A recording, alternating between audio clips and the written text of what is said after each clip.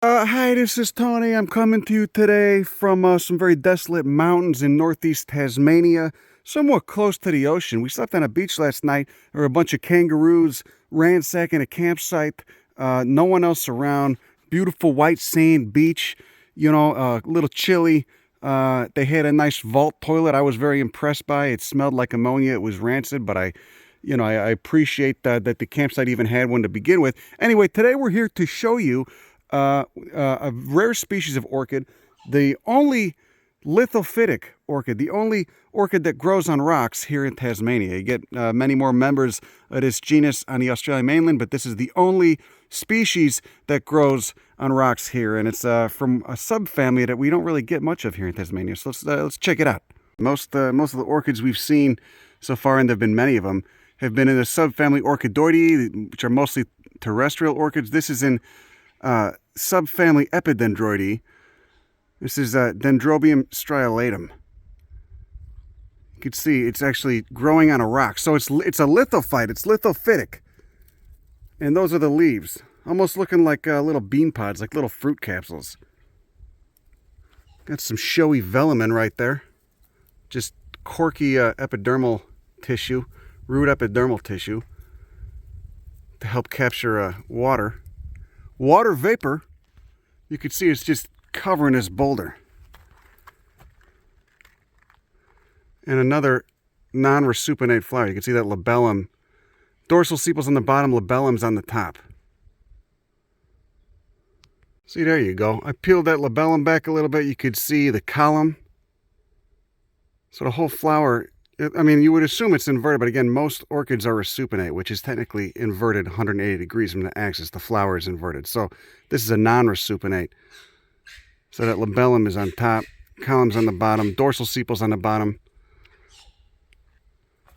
Just occupying this boulder with the microstorm, the kangaroo fern. Let me show you the, nice, looks like little rivets on the top of the leaf. Flip it over. There's the story. And you got a nice illustration of the fruit capsules right here. Inferior ovaries with the withered perianth. Probably millions of tiny seeds inside. Well, you can see the overstory here is mostly this guy, Giardia spinosa. You got some Kunzia, you got a eucalyptus, Kunzias myrtaceae, the myrtle family. You got some acacias intermixed, and then there's all that dendrobium. This guy's kind of interesting too. One of the non-merbellioid peas, Goodea latifolia. You get this in southeastern Australia too. You can see it's got triphid leaves. It's from tribe Bosii. And then there's those flowers, little papilionaceous flowers. You can see. Let's bend that keel down and look at the stamens inside. You get the banner, the wings, the keel. Are they fused? I can't tell. Not distally, they're not. They might be fused at the bottom. Little shrub, maybe to 5 feet tall. You got, what else? And speaking of the pea family, you got this species of acacia. There's a little legume fruit. Acacia genistifolia. Look at those phyllodes. So not only do we, of course, have phyllodes, because that's what, I think nearly half the genus Acacia does in Australia. They, when they're adult, they just get these photosynthetic petioles and ditch their true leaves. But the phyllodes are incredibly spiny. Look at that. Look at that. Very, look at that needle-like point on the distal end of those phyllodes. But it's still got the little beans. Look at that. Just a mean. What do you think the selection pressure on this was, huh? Lots of marsupial grazing. You can see it doesn't get that robust. But it's still, Jesus Christ. I bet it smells incredible when it blooms, though. Because a lot of the acacias do. And of course, the whole hill we're on is just composed of granite. And you can tell when you're, the path up here is just all granite pebbles.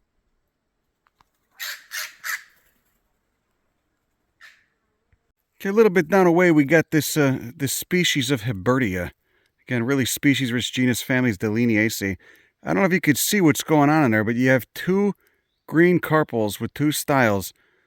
And then right above it, you got all those anthers. Really interesting flower morphology. 5 petals. You can see they're kind of notched. Well, they are notched. Not kind of, they are notched. And then there's the green sepals. You got hairs and everything on the leaves as well. Hibberti tons of Hibberti in Australia. Few in New Zealand. Few of them are small trees in New Caledonia. The Liniaceae. Look at this, coming up beneath the Kunzia, the eucalyptus, and a massive Alocacerina. We got something in Boletaceae. You can see it's got the pores. You get those pores on it nice. Mycorrhizal. How does it smell? Look, it's got a little bit of red staining to it. Ugh. That doesn't smell too bad. Look at it. Look at the Alocacerina fruits. Looking like little cones. See that? It's a little infructescence with a bunch of seeds inside. Those slits just open up, dump out the winged seeds. Oh, from that guy right there. Looks like a pine, but it's more closely related to oaks. And look at this little bastard. Look at this. It's a carnivorous plant, just eating small organisms and little protozoans in this waterlogged soil made of decomposing granite. This is Utricularia tenula. Lentibulariaceae is the family here. Smallest species in this genus I've ever seen. Look at a little pink flower. Look at it. Just coming up right here on this weathered and decomposing granite. Nice. Look at it. Wouldn't even see it otherwise. See, there's that little nectar spur. You see that thing poking out? It's hard to tell what this was. Had to break a hand lens out. Let's see how small this flower is. Look at it. Whole flower's about 3 millimeters wide. Absolutely the tiniest species in this genus that I've ever seen. We get plenty in North America too, but crazy to see one here. You can see they're just finishing up flowering. Oh, look at this fluffy lichen. Of course, we got fluffy lichen growing here. Okay, it's humid as hell. It's generally cool. You got this cladonia. Look at it, looking like little coralloid lichen coming up in the understory of this shrub layer. Jesus Christ, this stuff's so weird looking. Beautiful though, very beautiful. This one's interesting. Amphilotus nidiformis. You can see this. The ghost mushroom, kind of like russety brown on top of the cap. Almost looks like an oyster. Got the current gills, but this one's actually bioluminescent. You can see it's just a saprotroph, just popping up from the duff, eating the duff. Look at it. Look at the rich mycelial juices. Ooh. See the mycelium down there. Dusty white mycelium. Looks like it's got brown spores, too, that kind of mature into a rust color. But you come out here at night, and it's bioluminescent. You come out here on a moonless night, it'll be glowing. TinyWallenbergia.com. A Triphid stigma. Campanulaceae. This genus is everywhere, man. There's Wallenbergias goddamn everywhere. Touch my Gania. TouchMyGania.com. Oh, look at those anthers. Oh, that's nice. You got styles in there too. Look at that. The cutting grass. And then over here, we got one of the quote-unquote cypress pines in the genus Calitris. Calitris rhomboidea. You can see it's got those dehiscent upon exposure to fire cones. Look at that. Oh, those cones. Look at the cones. Get a nice money shot of the cones. Look at that. Such beautiful form to them. And just like our North American cypresses in the genus Hesperocyprus, they stay attached to the stems and the trunk, the branches, wherever, until a fire comes through or that branch is cut off from the parent tree. Foliage is nice too. The foliage smells kind of cypressy, but a little bit sweet as well. See, there's way more cones up top than there are down below. 15 species in this genus. 3 in New Caledonia. I believe the rest, except for maybe one of them, are in Australia. Calitris macleana is the only one that doesn't tend to occur in dry sites. It's more of an eastern mainland Australia species. Man, I love this tree, but I gotta say, those little cones, they kind of look like goat pellets, don't they? It's kind of hilarious. Not to be real. See, there's one that opened. There's one that opened prematurely. Looks like a goat shat up in the tree, you know, like backed its ass up. Dogs do that sometimes. You ever seen a person do that? Like back their ass up to a bush and shit in the bush. Yeah, those are coming off. We'll take a little stroll into the forest here.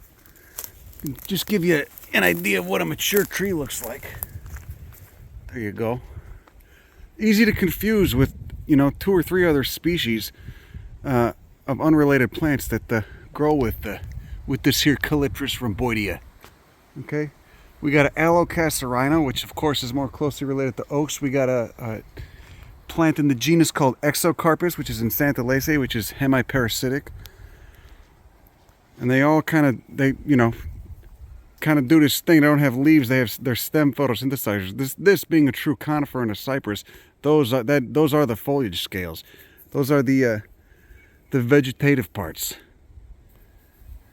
And then you can see it's just got a whole shit ton of fire dehiscent cones up above. Look at this guy, okay? Uncommon species in an otherwise very common and very species-rich genus. Lots of species in the genus Azothamus. This is Azothamus costatefructus. What does that name mean, I wonder, huh? Look at those little sunflower heads, all right? Paper daisy tribe. The tiny flowers are so tiny they're almost indistinguishable. Got about 50 of them clustered in one of those tiny little discoid flowers, all right? Look at this thing. Look at this clambering bastard. What a weird species. And here's another weird one. Cranthium hexandrum. All right, almost looking like a U-form, to which it is somewhat related in the same order, Malpighiales, same as willow, but different family. Picrodendraceae. Okay, 4 species in this genus. In Cranthium, okay, 1 is endemic to Serpentine. Doesn't get as big as this, Cranthium serpentinum. This bastard is a shrub, as you can see right here. Okay, whole genus endemic to Australia. And again, 4 species in that genus. Look at that 3-parted stigma right there. Is this monoecious or dioecious plant? I forget, but I'm only seeing female flowers right here. There you go. Look at that. There's some male flowers. See those stamens tipped by those little anthers. Okay, look at it. Almost sessile leaves right there. Sessile lanceolate leaves. All right, cool genus. Kind of weird. Pretty cool. Damn, look at the galls on this. Look at the galls on this Alocasia. Those aren't the fruits. Those are just swellings created by insects. There's the fruits, looking like little cones. Each one of those little slits opens up to drop out a seed. Many members of Alocasia also have fire dehiscent cones. Or fruits, technically. Don't even call them cones. Don't fuck yourself up. Because they're angiosperms. They're not conifers. Look at it. Look at that. That thing's incredible. That's a beautiful, beautiful gal. You got a lot of gal. There's a mature Calitris. Probably a couple decades old at least. Beautiful bark on that. Almost looking like a juniper. And that one's got to be upwards of 50 feet high. The ones I was showing you before were just little guys.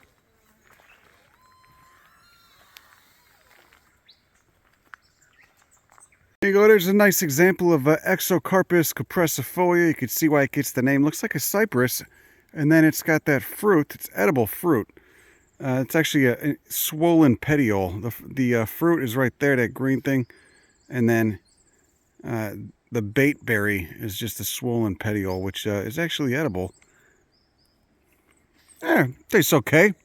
Nothing to write home about. It's not bad. It's a little acrid. Maybe that one wasn't ripe. Anyway, there you go. You can see how that thing's getting dispersed. Bird goes for the bait berry, and doing so eats the ovule, and then shits that out some more. Of course, that conspicuous color is what helps them get noticed and then eaten by birds and mammals alike. It's a hemiparasite, so it's photosynthetic, but it's also a stem photosynthesizer, so it's just got vestigial leaves, barely noticeable. And it's also going to tap into the roots of surrounding plants, especially eucalyptus, and parasitize them a little bit. Look at that beautiful stands of Calitris rhomboidea. And there's a little seedling coming up. Wonder how old that is. A few years? Look how different the juvenile foliage looks.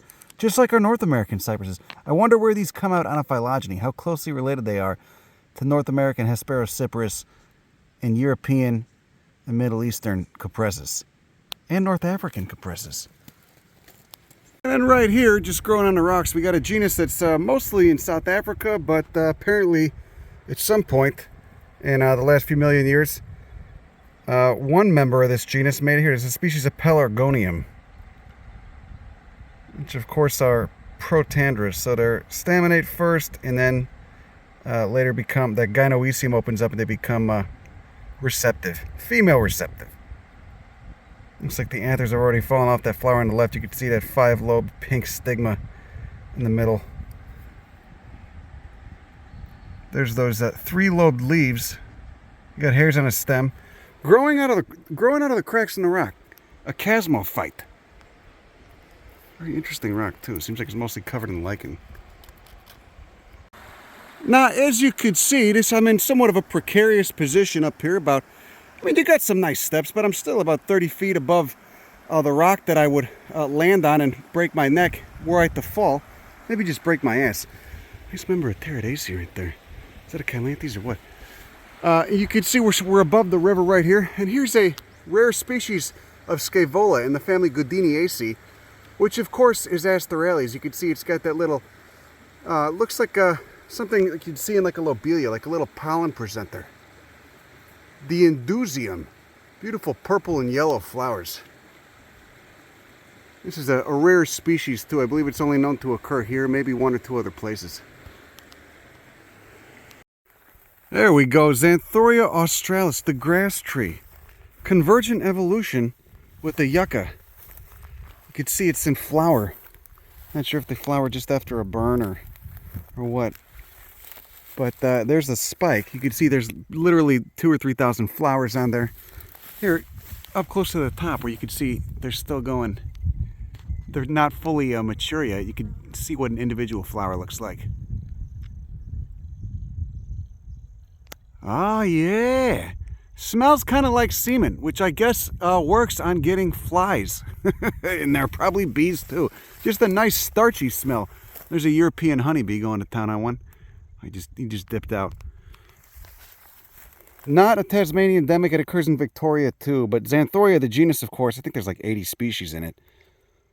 Not to be confused with Xanthoria Australis. Now, as you can see, we come down to the ocean over here. We're looking for these frickin' penguins that are supposed to be here. But I didn't see any of them yet, so I just filmed the ocean because this is nice and relaxing. Maybe it'll soothe your ass. Look at that. Ever seen the coastal waters of Tasmania, you schmuck? You know, now later I was going to show you some of the sea stars, some of the nice echinoderms we got. But for now, you know, I'll just film these little, these little crevasses and stuff on this granite. Very peaceful. You feel soothed?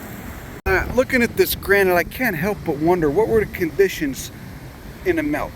Because you see some of these larger minerals that have been caught up, larger crystals. I guess they're phenocrysts.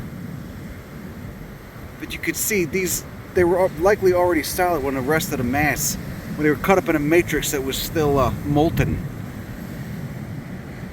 Either that or they cooled afterwards. But it looks like they were caught up in a mix and did not fully melt. So they probably have a higher melting temperature. And the grain size on this is just incredible. A beautiful specimen, a beautiful pluton. But where are the penguins? Where are the penguins hiding out? They go under the rocks. Now what is this? Look at that. Those are beautiful. It's an echinoderm. Are those sun stars or what? God damn. Beautiful seaweed too. The hell is that? That thing is, oh my god, it's incredible. Got some nice chitons. Ooh.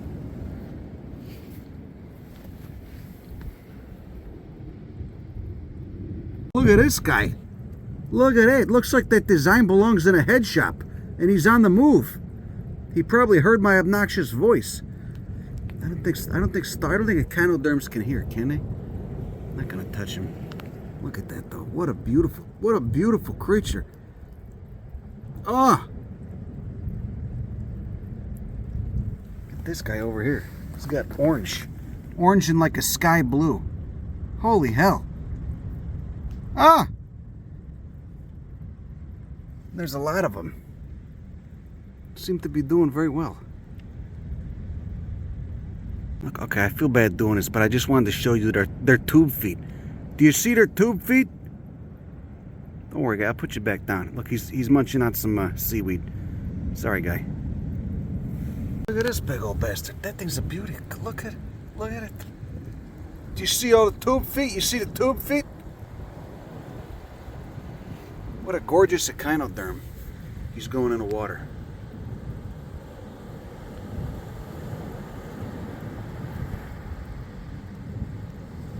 There he goes. There he goes. Don't go too fast, buddy.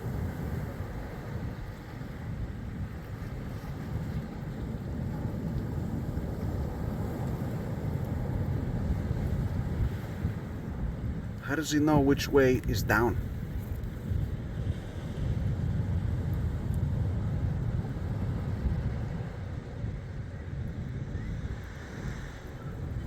The largest species of bull kelp I've ever seen. And by no means am I a specialist in seaweed, but I might start sniffing around on them because that kind of blew my mind. The stuff I'm seeing here. See, this is how it happens. This is how you get bit by a bug. You know, figuratively speaking. You see something that blows your mind, you get a little curious, dig deeper. Information so freely accessible now. You just go down a wormhole. Look at that. It really does. It looks like we're hanging out like by the dumpster of the tanning factory, the leather factory. That shit is crazy. Goddamn kelp looks like strap leather. That's about 30 pounds. No, that's about 40 pounds. 30 pounds maybe? Oh God. A lot of photosynthetic surface area there though. Seems like it'll get the job done. God damn, some of the weirdest seaweed, excuse me, algae. It's a pejorative. They don't like it when you call them that. Look at that, little beads. Just like little beads. This is nuts though. You know, can you eat it? Is it edible? Sound like the comments section on one of the videos. The leather strap. Just like strap leather. Someone's gonna bend you over their knee and spank you. You've shaven a haircut. Got a sharpen a razor on that. Been a bad boy. God damn, look at this. Look at that. Look at all this weird shit. So beautiful, so weird. You know, life began in the sea. I gotta use a New England accent for it. You know, life began in the sea. You rotten bastards. Huffing farts and sniffing asses. Get your shit together, get a job. Join the union, you filthy fucks. Such abrasive language, I'm sorry. I see why Ernst Haeckel started drawing all that stuff, you know, in the ocean. I see why he started, you know, with marine organisms first, and then later moved on to plants, because there's a lot of beautiful art there. You know, you'd never find this in the Met. You know, you'd never find this in Art Institute of Chicago. You know, they charge a lot to get in there now. I don't even think it's just a suggested donation anymore. They make you pay. You know, you gotta come up with a gimmick to get in there. Because you can't pay to go to the museum. It's not right. And here we go, just growing on the side of the road in this woodland. We got our other species of Calitris in Tasmania, Calitris oblonga. Named after the shape of the cones, which you could see are doing the same thing they were doing in Calitris rhomboidea, just clasping the stem, the shoot. Yeah, those green ones are maturing. Very beautiful. Look at that. Very beautiful shape. Beautiful geometry. Got kind of more of a glaucous blue color. Easy to mistake for Exocarpus, which is an angiosperm, that parasitic tree I just showed you. Hemiparasite. So you get this species in the mainland too. You get it in Victoria. I think you get it in New South Wales. There's 3 different subspecies. 15 species of Calitris altogether. You look at that beautiful blue. Oh, what's going on with the nodes there? Oh, it's just elongated scales. Decussate scales. Are they decussate? This one doesn't get as tall as rhomboidea, which can get upwards of 60 feet. Look at a nice conch over there. This one tops out at about 5 meters. I grew it once from seed, actually, for SF arboretum. Beautiful cones. Oh, look at how tiny those microstrobili are too. Those pollen cones. Incredibly tiny. Maybe 2-3 millimeters across, if that. And there you go, on a dead tree. Once the tree dies or a branch is cut, the branch holding the cones is cut, those cones will open. Except I don't see any cones on lateral branches. I just see them on the main shoots. So those cones will open, then all the little seeds will dump out. There you go. There's the receptive megastrobili. You can see that. That's the cone when it's basically receptive to the windborne pollen. So these seem to have a different phenology than the other species of Calitris too. Look at it. That tiny thing. That tiny thing that almost looks like a little flower with those bracts. That tiny thing will mature into this. I wonder how long it takes for them to mature. Some members of the Cypress family take 18 months for the cones to mature, the cones to fully mature. They're fully mature when they turn brown. Oh God, what I was showing you before was nothing. Look at this.